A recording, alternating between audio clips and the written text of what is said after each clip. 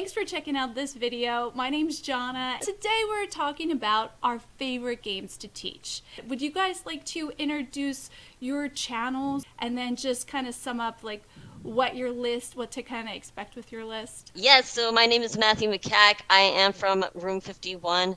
You can also catch me on the Dice Tower on Board Game Breakfast and Teach the Teach. My list, the way I made it was like how much I like teaching it and how well the game is made to be teachable, I guess. And then Yeah. like the most fun I have just sharing that experience, like you said, with others, seeing them go like, wow, this game does this, so that's the way I sort of ordered my list and how I picked my games. Very cool. Very cool. Perfect. And Matthew, I'm kind of on the same end as you are. I approach this as the games I love to teach and really have that return on the teach. So I'm Mackenzie Franklin from SideGame LLC in Colorado Springs, Colorado. I run a game night hosting service here, as well as have a YouTube channel where we talk about all sorts of topics, just opinions on games, things that are staying in our library that we want to share, and also how to get gameplay started very quickly on games through our organizing videos. So we have lots of different ideas through that. So excited to be here and working with you two. Super cool. Yeah. Yes. All right. Yeah, I am so. I've been looking forward to this all week. And just for people to reference my list, the 5 games I'm going to be talking about are the ones I feel anyone can teach. Pretty much. If I can teach them, anyone can teach them. But they're ones that I truly, truly enjoy and I love to share. And I think that's where the root of like loving to teach games is really just sharing the experience with other people. If you would like to start, Mackenzie, why don't you open up with your number 5? Sure. Let's do this. So my number 5 is going to be a beast of a game. This is from Awaken Realms, and it's one of the most thematic experiences recently featured very highly on my Halloween games. This is going to be Nemesis, the board game. So Nemesis, the board game, has a huge amount of rules. It's a thematic game, and most thematic games have a laundry list of tiles and effects and everything. And this does it so extremely detailed because you are basically playing Alien, the board game. In this game, you're going to be exploring tiles, and each room has an ability, but you're going to be trying to complete a personal objective while surviving from the intruders. So the intruders are trying to take you out, and it's your job to work alone or work with your crewmates to try to survive and escape. So I love teaching this game because it is so rules intensive. So being able to start from the beginning and just letting people play is a great introduction to the system. This is a game where you can give them their deck, give them some starting choices, and just let them go and have them explore. It's so awesome to have a bunch of players not have to worry about all the nitty-gritty details, and they can just experience the game. This is one that having one person know all the rules extremely well is very helpful, because people can focus on how do I get there, do I do that, and you simply lead them on the mechanics. This is one that people can just jump into, and I love teaching this for that reason, because they get all the thematics of it without being bogged down by the little things. I love Nemesis, the board game, and it's one that I love to teach. Wow, Oh that man, sounds I really want awesome. that one. Yeah, I haven't gotten that one, but I want it so badly, mostly to play solo, honestly. But yes. I love that. So it's actually themed around the movie Alien. That sounds Yes. awesome. I would It love to is. play that. Oh, yes. It is so well done. I can't overstate how solid of an experience it is because people are able to really take control of their character and lead this role with like being completely rules and efficient. It's so cool to see someone really get this much control and power over something so complicated. That's awesome. My number 5 is a Stonemeyer game that has been around for quite a while, and it is Viticulture. I love teaching this game because you can break it up. Like you could get right into it. So those who know the way that I teach, they know that I love getting right into the game without you having to know everything beforehand. So with this one, you could do that, like because it has the different seasons. I only have the base essential game, so it's only just the 2 seasons, summer and winter. So I'll just teach summer, right, and then I'll let them know like the winter is where you sort of that's where like the wine making kind of happens, but this is where we get to set up. So then I go right into this is what summer's going to be like, and this is what you could do. And then I move over into winter. It's like, okay, now we get to make the wine, and these are all the actions you could do, and things like that.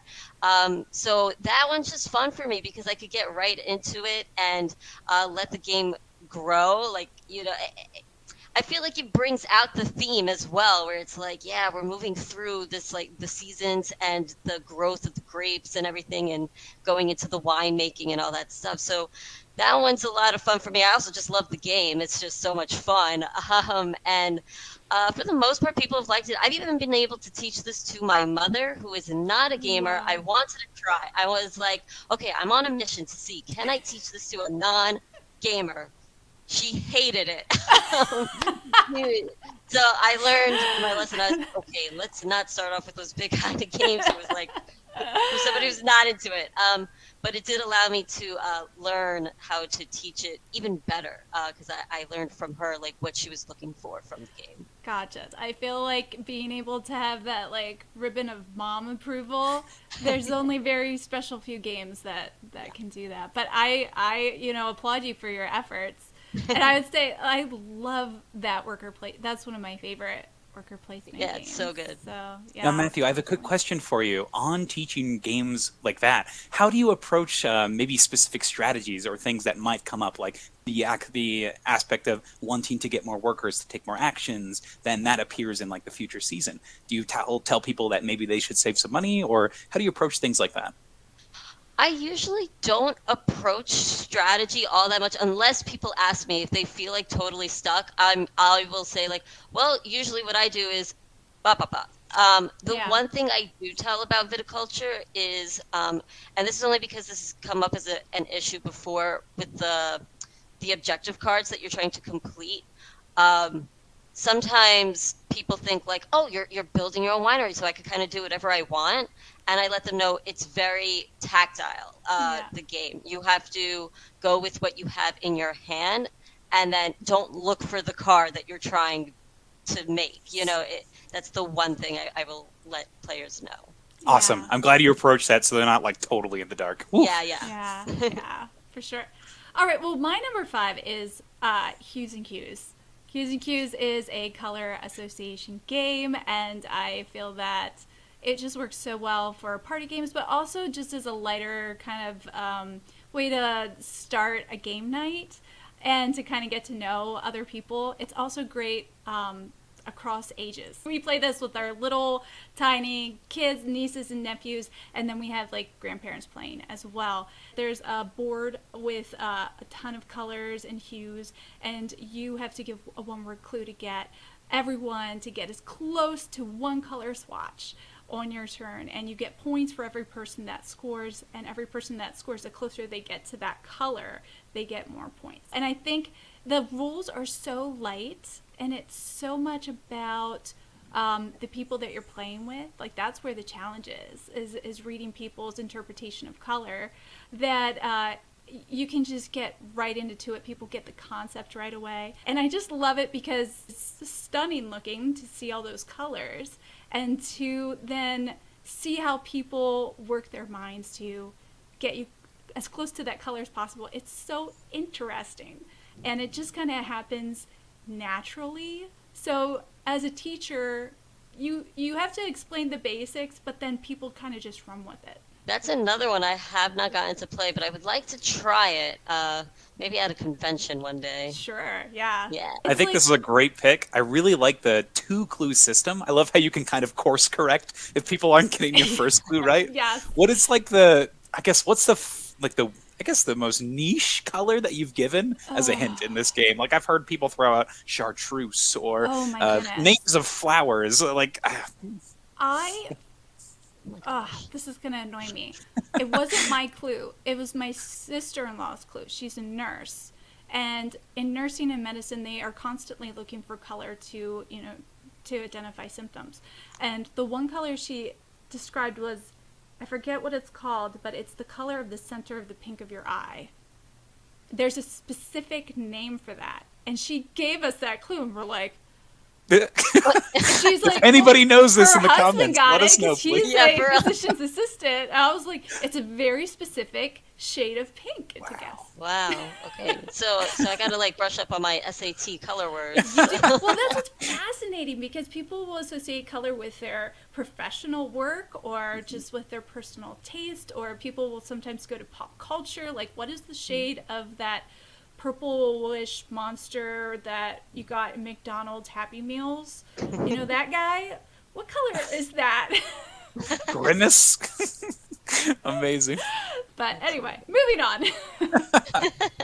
All right, so my number 4 is going to be for the game 5 Minute Marvel. Now, this is a super quick, completely drastically different from something like Nemesis. This has 2 rules on it. On your turn, you play cards with matching symbols, and everyone goes at the same time. You have some giant villain in the center, you're flipping a card with different colors on it, and you're trying to match the symbols. But here's the twist, everyone plays at the same time, so they're trying to match the symbols while not overextending themselves. Because you're timed, you have to carefully talk with people, but also not talk too much because you have such a small amount of time that you're accidentally throwing stuff. This is a blast. The Marvel theme does wonders here with getting it approachable to people. This is one that we bring to conventions and have an absolute blast with. So the reason that I love teaching it so much is because families with young kids and older alike can enjoy. They both can relate to the theme, and they can both jump in immediately and have a good time. It also has a short time limit, 5 minutes. That's not a big commitment for a game, so it allows people to jump in quickly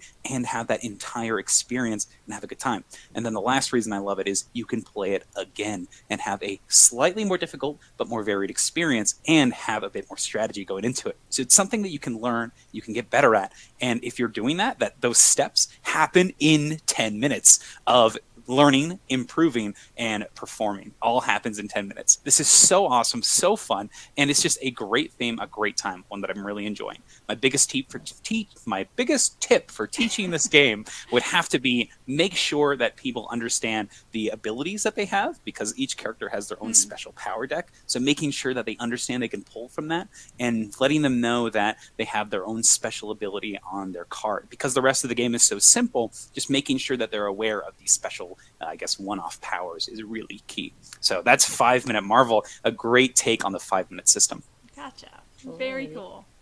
Yeah, I played 5 Minute Dungeon. I don't know if it's the exact same game or if there's any sort of differences, but that one is a fun one. That one surprised me. I thought because I got it as a gift and I was like, oh, okay, 5 minutes or whatever, and then I played it, I was like, this is actually like a lot of fun. So that's a cool one. I like that. I've never played it, but it does sound really fun. It's very similar to 5 Minute Dungeon, Matthew. It has just those special powers that the heroes have. So you have a bit of character customization and choice, and then the villains are also very thematic and cool looking as well. So I like it. It's great. And that's really funny that you mentioned that with getting games as gifts, because sometimes they can be absolute duds. Yes. And you feel really bad about it. I know. So yeah, that was a good surprise. That was a pleasant surprise. But my number 4 is another game that's been around for a while, although I believe they are coming out with a new version of the game through Kickstarter. But mine is the original Subterra. Subterra is like this, you're cavers, I guess, like you're cave explorers, but you've been trapped in this cave system and you're trying to get out. And there's monsters and there's just floods and all sorts of things that are going on. What I love about teaching this game is that I don't have to teach everything off the bat. Like I said, I like getting right into the game as I'm teaching it. So all I do is I teach, we got to get to this exit piece, which is in the bottom 6 of this entire stack. And different things are going to happen. We're also on a time limit. Our flashlight might go out, in which case we could be absorbed by the darkness. And so it's got this creepy feel. And what I love is, because I don't teach everything, it really feels like you're exploring this cave for the first time, and you're going through these perils for the first time, which is kind of like watching a show for the first time, right? Like, you don't know what's going to happen, but you're in it for the ride. And that's sort of what Subterra allows for when you teach it in a way that they don't know everything that's going to happen. And yeah, we're most likely going to lose. But even if I taught you everything, we were most likely going to lose anyway. So that is my number 4 pick, Subterra. So I'm curious, with this is a collaborative game, correct? Yes, Correct? it's a co-op. Okay. So I'm sometimes bad at listening, and then I have to repeat. But No, you're good. so is it that like each card is going to reveal a new challenge, and that's why you don't necessarily have to go through all the nitty details, because you can kind of explain the challenge as it comes up? Is Yeah, that the idea? pretty much. Yeah, each of the tiles come out and they might have something on it, and that's when I say, okay, a card might come out that will like activate that tile, where it will flood, and this is what's going to happen, or Yeah. you know, like the cave will come in on you, it will collapse on you, and you will like die. So, That's yeah, very cool, though. I Yeah. love the theme of that, and I like that you can kind of just like address the challenge together as it comes up, instead of like, here's everything terrible that's gonna happen right now. Yeah, pretty much. The biggest strategy advice I give to people, I'm like, run, get everything out, get all the cave tiles out. We got to find that exit now. I really like games that do that, where it starts off with kind of like the simple core spaces or system, and then as you play, more spaces, more things get Yeah. added. I love that evolution, because you start with, Yeah. you know everything, and then by the end, there's all this stuff, but you know what all of it does. Oh, it's so Yes. satisfying. It is. I love it. I love it. Well, my second one is point salad. So point salad, if you haven't played it, it's just a deck of cards with there's on the one side there's vegetables on the card. On the back side of the cards are different point opportunities, different scoring opportunities. So one card might say, like, for every 2 carrots and every 2 tomatoes, you get 4 points. So great. So then you start collecting the tomatoes and carrots, but then you find another point card. It's like every tomato that you have is worth 1 point. So you might want to grab that card too. And that is the essence of the game. You're just drafting vegetable cards, either 2 vegetables per turn or 1 point card per turn. And when all the cards are gone, the game ends. That is it. I mean, you can flip a vegetable card. How is it? Yeah, you can flip a goal card to a vegetable if you realize some of the goal cards give you negative points if you have a vegetable of some kind. So you might want to flip it so you're not getting negative points because you drafted too many of some vegetable. And you think, everyone thinks this. Even people that don't play games are like, how is this a game? But it plays very quickly, and you start to collect sets, and you start getting like a little, vegetable garden in front of you, and you start realizing, wow, these are going to combo. The goals, you can use the vegetables for multiple goals, for all your goals. And it's just kind of like the sky's the limit based off of your drafting ability and what you bring into your tableau, your, collection of cards in front of you. And it is so much fun. And usually people instantly want to play again because they get it. And then you can just do it again, and there's no more rules explanation, and it builds up upon itself. You can play it 2 or 3 times in a row, and it's just more and more fun every time. So I love teaching it. If it's great in between like long games, a game group. If it's really nice for like after dinner, if you're with another couple that never plays games, you can just pull it out and play that a little bit. So it doesn't require a lot of brain power, and as much as you're interested in playing it, it's fun, if that makes sense. This is another one that like I hear so highly about, but I have not gotten to play it. Would you say it plays well at 2 players? I think it plays best at 2 players, honestly. Really? With Really? 5 players, 6 players, like it gets insane right. because you're planning for the different 2 to cards that are 6, on the yeah. board, because you're planning for different things to grab. But if you're playing with 6 players, when it gets back to you, you are not going to have anything that's the same. So you're Okay. playing completely tactically when it's 6 players. That's When you're playing true. 2, the strategy is great because you can pick specific goals and you can see things. Right. So I think it plays great at low player count. So Right. 3 Wow. to Let's 2 think is about my this favorite then. way. Right, so my number 3 on this list is going to be a dexterity dungeon crawl game. This is Catacombs 3rd edition, particularly the playmat edition. Now, this is a super interesting game right off the bat. You play one versus many game where one person plays as the overlord, and they're going to be using all these tiny minions or large minions to take out a set of heroes.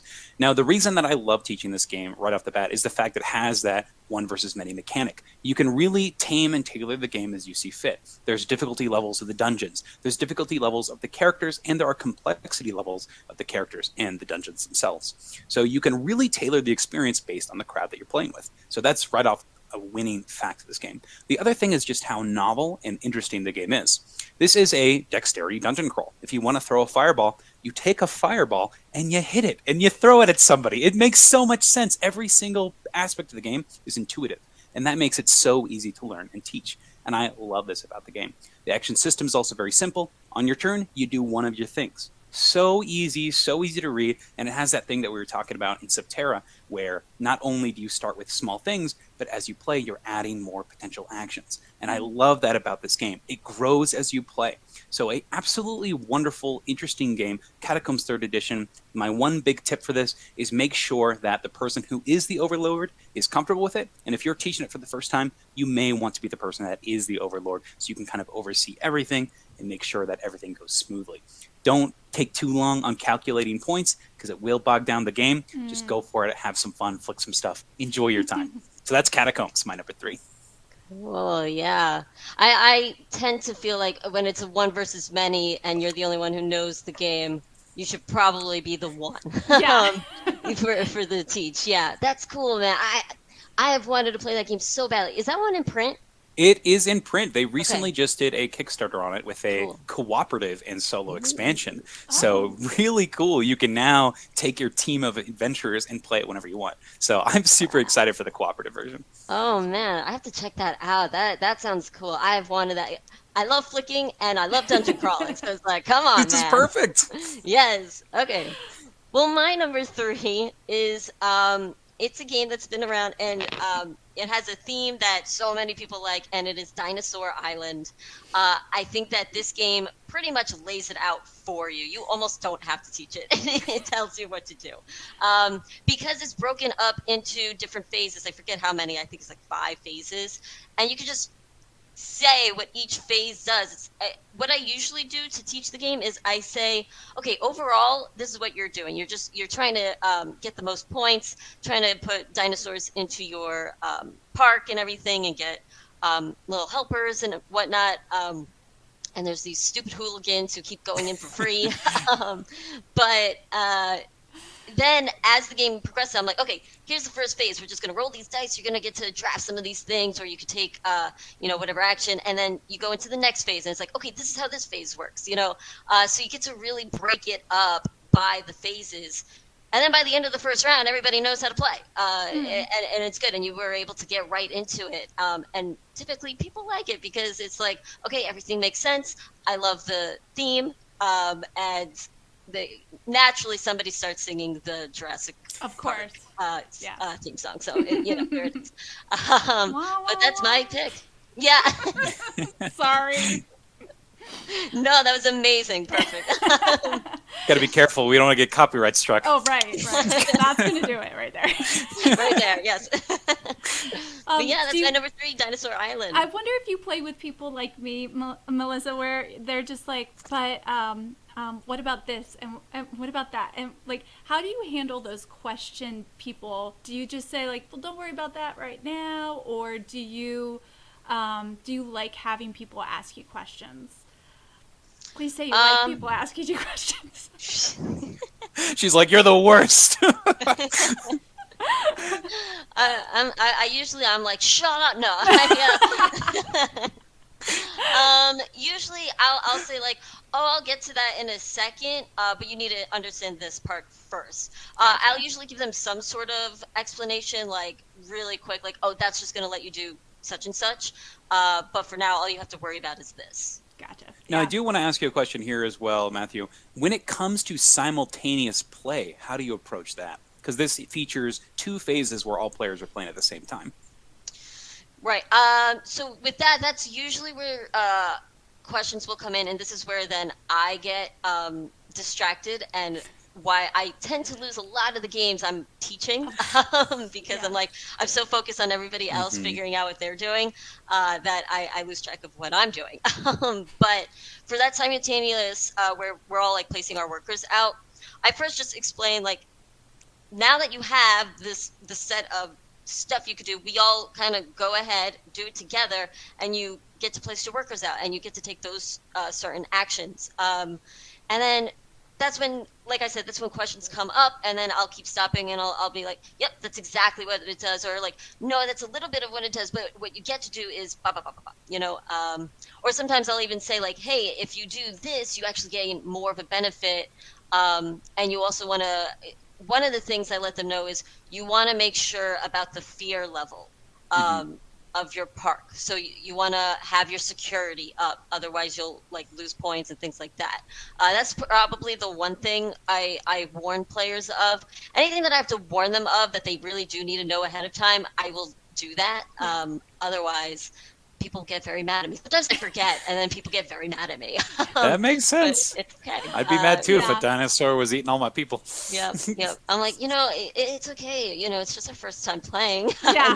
they don't care. They're like, no, I hate you. That's Now, happened to me too. when it does come to simultaneous play, do you ever do like a practice turn yourself? You're like, here, this is what we do in this phase. This is what I'm doing, and then kind of let everybody do else their own thing. What do you think? How about that? I personally hate doing practice rounds only because I'm like, I do not want to go through a whole thing just to reset it. Yeah. But I will say, like, here is, for example, like, I really want this, so I'm going to place this worker here. That way I could gain this. I'll explain, like, my strategy a little bit. And then I usually tell them, you probably don't want to follow my strategy because I tend to lose. But this is the thought process behind what I'm doing. Perfect. That's excellent. Yeah. Yeah. All right. Well, okay. We're on number 3. My number 3 is Project L. This is a kind of like a Tetris style puzzle game that is also an engine builder. What you're doing is you have these little tiny square cardboard puzzles that have indents for tiles to fit into. You have to fill in that puzzle, and then when you do that, you get new puzzle piece, and sometimes you get a victory point. Not all of them provide that, but you're always going to get a new puzzle to add to your collection, which is the engine part of it, because you start off with only 2 puzzle pieces at the beginning. So the more puzzles you solve, the more pieces you have to complete better and better and better puzzles, and more scoring puzzles. And this is the sort of game. I actually have the little card here. Like, this is what all the players uh, start with. I don't know if it's in focus there, maybe? Yeah. I don't know. It's good. But anyway, it's good, yeah, so it'll show you up here how many puzzles you may have at one time. Only 4 fit on top. And then over here, this is where your finished puzzles go. And then you have all of your actions. There's, I believe it's 4 actions. 1, 2, 3, 4, 5. 5 actions. So there's 5 actions. So basically, if they have a question like, all right, well, we're going to look right here, and this is going to explain what you get to do on your turn. And that's pretty much it. It's so easy to teach. The concept of Tetris puzzling is very common, and then you can also just like present the idea of making better and better puzzles will give or is more rewarding. So it just makes a lot of sense. It's very fun. It's very tactile. It's very slick looking, and it's easy to teach. I love teaching this one. This Man, looks to me like a very intuitive engine builder where you're not explicitly stating, hey, we're engine building, but it just Yes. happens. And Yes. this is one that I haven't played yet, and I'm so excited to give it a try. As you described, they look like pieces I want to eat. It gets me that Azul vibe. I'm so ready to jump in and put some puzzles together. Right, right. I have not even heard of this game. I feel I have not played any of your games, but I haven't even heard of this one. But I feel Yeah. like my fiance would love this. I think anything with a really good player aid. Yeah, there. Okay, there it is. Yep. It's That just is a big different L. Yeah, it Yeah. looks like an app. My Like, husband calls Yeah, it it a does. loser game. Yeah, that's crazy. But I think that any game that comes with a really good player aid helps to teach. Yeah. Player aids, man, designers, Player get aid. in on it. Yeah, definitely. Now, speaking of a game that is probably the hardest game to learn, That's what my number 2 is, and that's really why it's on this list. Is because people have just given up on this game. They just stopped. This company has reached out to Paul Grogan and said, "Hey, can you please fix us? Can you please fix this game and make sure that people can actually learn to play it?" And he has taken on the task, and he has also fallen in love with the game, and that is Batman Gotham City Chronicles. So Batman Gotham City Chronicles is notorious for being this beast to teach. It has hundreds of icons. It has all of these rules, and the rulebook makes no sense. So I love teaching it because of that reason. Because now people can actually enjoy the system, enjoy being Batman characters in this really cool world. So this is based off of the Conan system, where you have the villain, is another one versus all, which also helps with the gameplay, where the villain is going to have this dashboard of characters. They're going to be sliding around to activate characters on the board. And then the heroes have their own player dashboards, and they're going to be moving around and taking fluid turns. This means that players can take turns whenever they see fit. I can move, then you can move, then you can hit. Oh, you need help. I can go run over there. So everyone is able to cooperate and interact at the same time.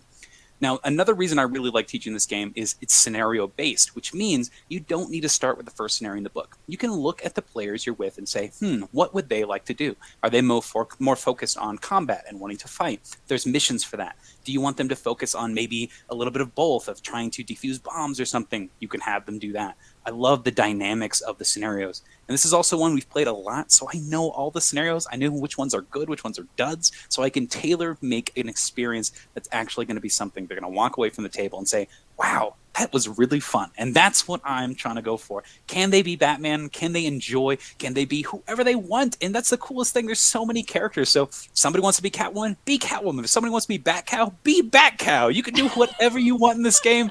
And I think that it's so awesome that if you know what you're doing, you're able to explain. The biggest important thing on teaching here is to stress the importance of certain aspects of the mission, to stress the kind of ideals and goals of what you're doing. Because once again, if you want to have a mission where you're going to be fighting, pick a mission for that. If you want to have a mission where it's more focused on small objectives and maybe reaching somewhere, make sure that you let people know that's what you're doing. Otherwise, they could get frustrated if they run out of like resources or whatnot and are unable to perform the actions. So really enjoy this one. Batman Gotham City Chronicles. Love the flexibility. Super fun game. Well, how did you go about learning the game since it's so hard to learn? This is one where it took me, it honestly probably took me a month to learn, because I sat with the rulebook for about a week and tried to figure out what was going on, played a couple hands. I even invited a friend over, and I was like, yeah, I learned how to play this. I know the rules. Did not know. It was awful. Worst experience. He came away from that game being like, wow, I'm never going to play that again. That sucked. And then so I continued to bring it to places now that I had that like really bad experience. And then I knew going forward, like, okay, this is what I'm doing.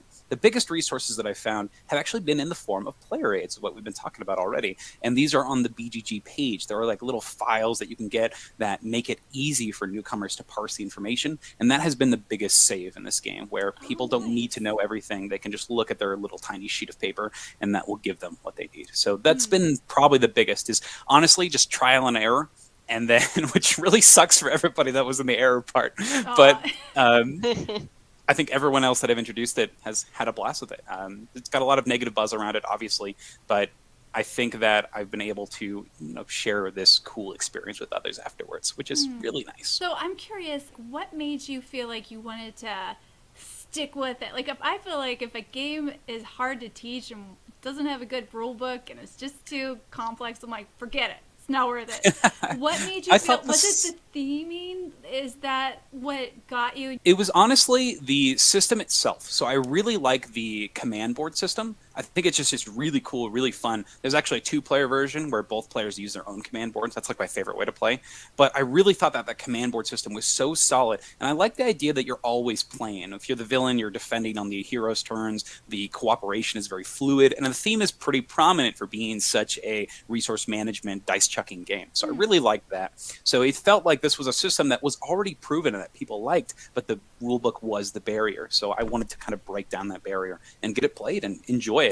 I do like giving games fair shots and fair chances, but if they aren't good, they're usually gone. We're pretty ruthless when it comes to culling games here. So, but this one stood the test of time once we actually figured out how to play it. That's one I would like to play, but yeah, I've heard the horror stories. So we'll just have to go out to Colorado and play. There you go. Yeah. We'll set up a SideGame night for you. Yes. My number 2 game is it's Kitchen Rush, and it is a cooperative, quick game. And I took on the challenge of trying to teach this game because I've heard that this is a harder cooperative game to teach, and because everything is happening simultaneously, it's difficult to learn and everything. So I was like, I could do this. I could do it.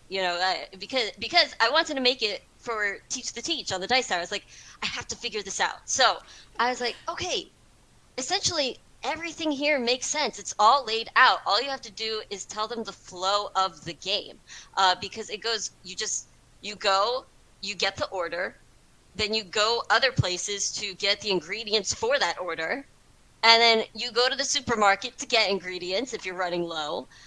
You have to go to the spices cabinet and find the spices, just like in a real cabinet where you're like, where is that freaking salt or whatever, as you're cooking. And then you put it in the oven and you cook it, and then, of course, dishes are going to get dirty, so you have to clean those dishes. So, yes, it all happens, and this is one of the few games that I actually teach everything before we actually get into the game, but it doesn't take me very long. It actually takes me about maybe 7 minutes to teach the game, just because of the flow. I think that's the biggest part of it. If you're teaching the game, having the players understand the flow of the game in that way. And I tested it on an 8-year-old to see, can I teach this to an 8-year-old? If I can, I'm making a Teach the Teach on it. And I was successful in it. And this is an 8-year-old who she could get distracted pretty easily. So I was like, okay, does she get it? And she did. She was able to play with us, with a bunch of adults. And we were all going, and there was only one action, the one where you could flip over a couple of cards that gives you some money and whatnot. And I was like, don't worry about it. You don't have to play that action. We've got it covered. That was it. That's a good thought. So I'm all about omitting actions for players, especially younger audiences.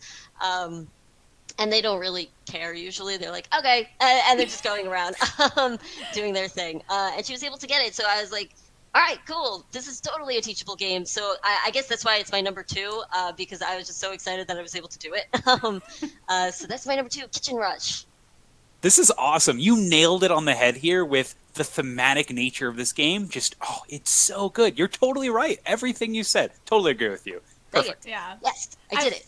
I played it for the first time, and my friend that was teaching it had only ever played it 2-player. And so he was super excited to play it with more people, but he didn't know how it was going to go. But he just kept saying, it's really hard. We're going to lose. We're going to lose. And the other guy and I were like, no, we got this. We can play a normal level or whatever. I think it's super easy and then normal and then hard. Yeah. And we were like, yeah, we got normal. But halfway through the explanation, we're like, maybe easier? It's really hard, but it is super fun. I can totally see why it would be fun to teach, because it really is the same thing you would almost do in a kitchen. They really captured the practicality of every single step you have to take to run a successful restaurant. So good.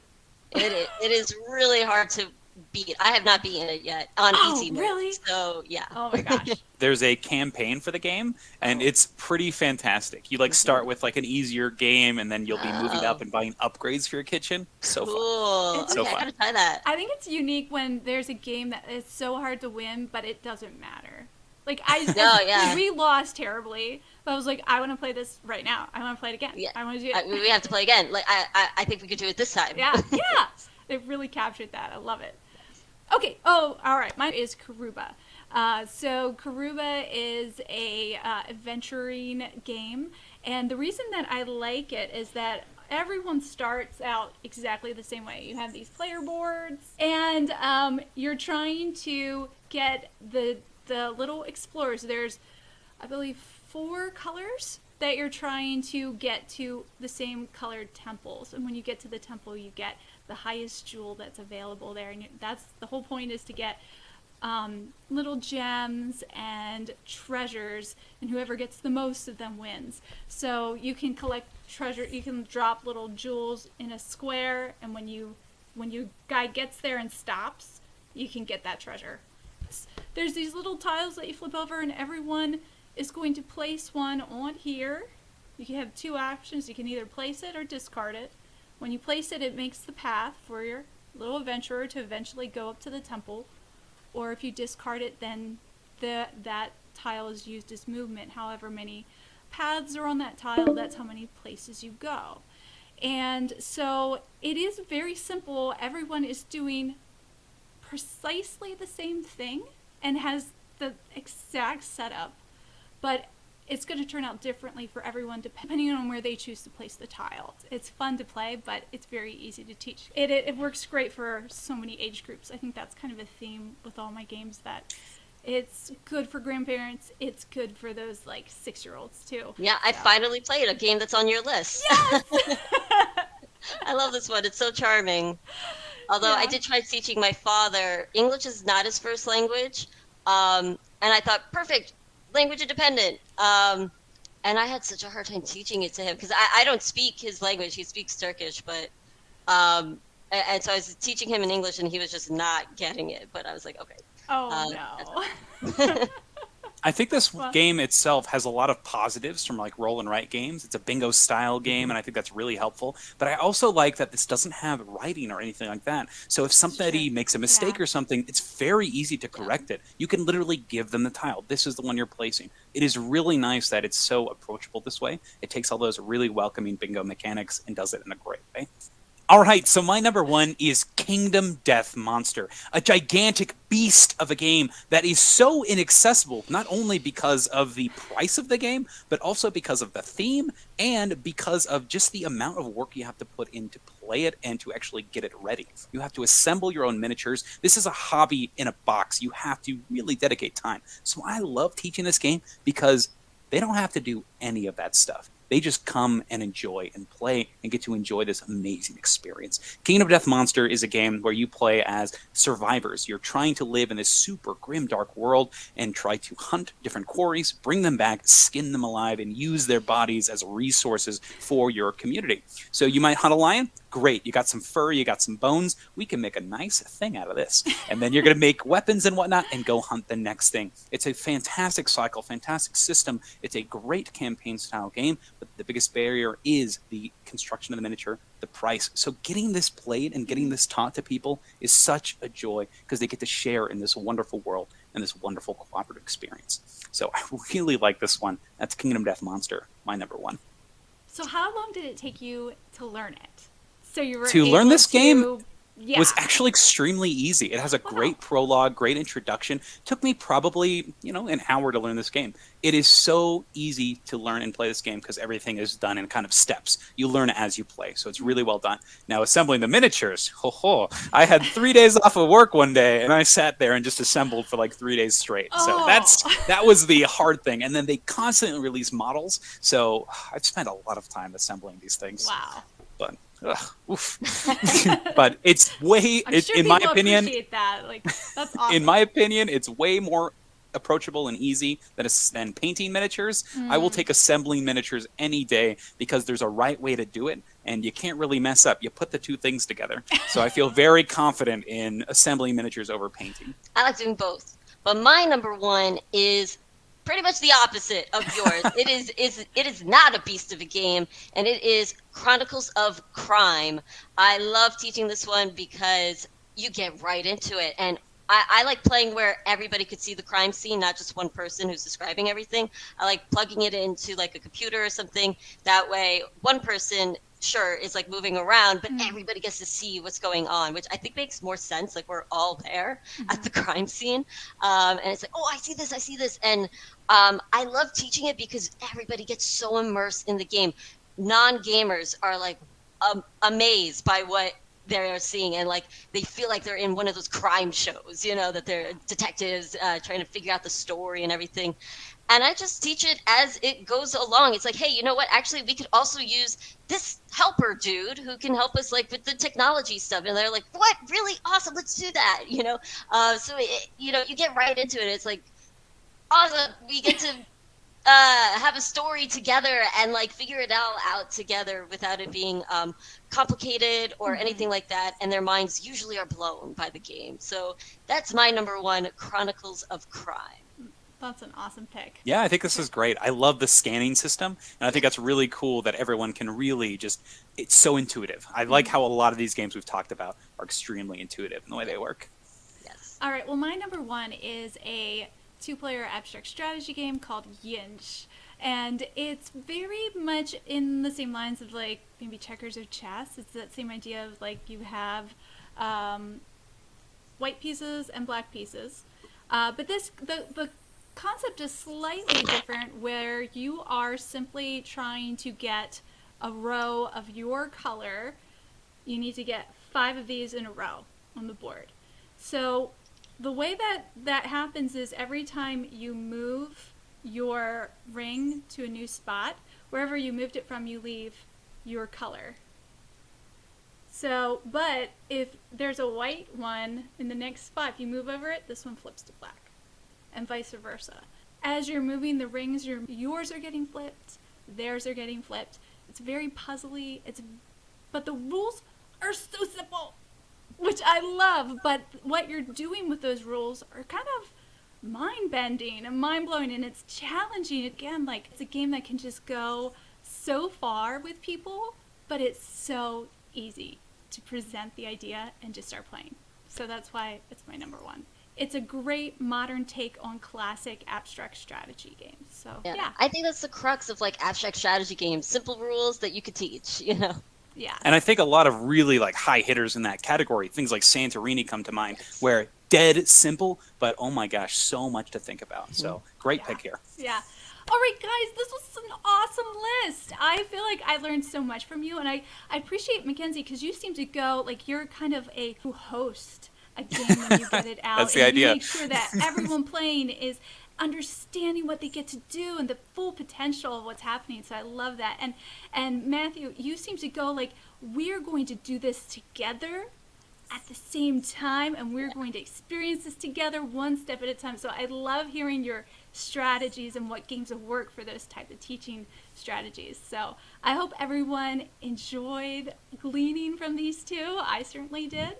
And I hope you guys definitely, if you're not followers of SideGames LLC or Room 51, you should definitely check them out. They're just so much fun to be a part of their communities. Thank you so much for having us on. This has been you. fantastic. Great to Yes. hear your stories and just your experiences. I feel like I came away from this with a lot. Thank you so much. Oh, Yeah. great. Well, Same thank here. you. Thank you very much. I'm really excited to be a part of this. So thank All you. right, thank you. Well, I hope you guys have a lovely Saturday, and we'll see you in the next one. All right, bye, everybody.